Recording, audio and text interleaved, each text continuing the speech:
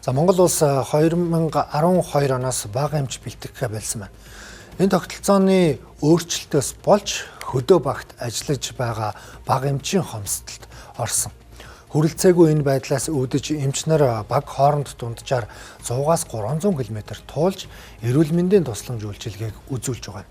Нийгмийн хангамж цалин зэрэгээс шалтгаалж эзэнгүү хоцорсон бага хэмжийн үргийг совилогч нь давхар гүйцэтгэсээр байна.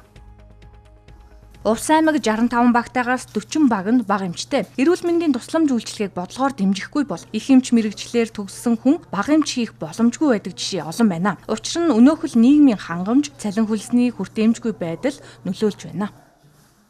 Бусдууд нь бол яг өнөөдрийн байдлаар ёстой бусад эмнэлгийн бага эмч зарим газруудаа сувилагчаар багийн эмч ингээд хавсраа явж байгаа.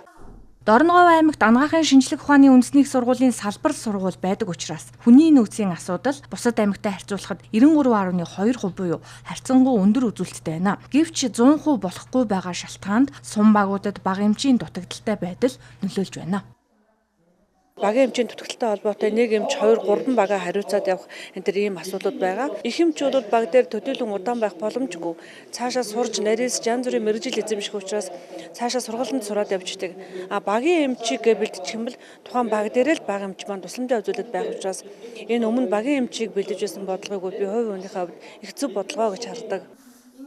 Алслагдсан багт ажиллах багийн эмч дунджаар 1300 гаруй хүнд эрүүл мэндийн анхан шатны тусламж үйлчилгээ үзүүлдэг байна. Улсын хэмжээнд 1200 гаруй бага эмчийн 678 нь л орон нутагт багт бага эмчээр ажиллаж байна.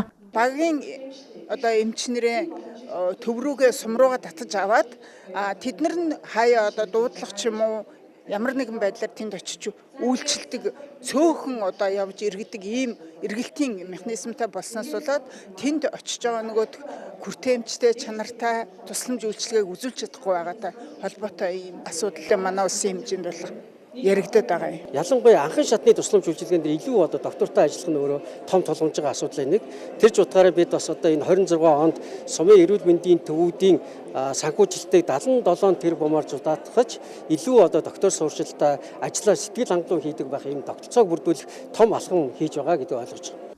Орон нутгийн эрүүл мэндийн тусламж үйлчилгээ сайн байвал үр дүнд нь 3 дахь шатлалын эмнэлгийн ачаалал буурна. Мөн иргэд оншилгоо анхан шатны эмчилгээ үйлчилгээ авахын тулд хот суурин газар явах зардал, эмнэлгийн төлбөр зэрэг эдийн засгийн хэмнэлт гарах давуу талтай юм а.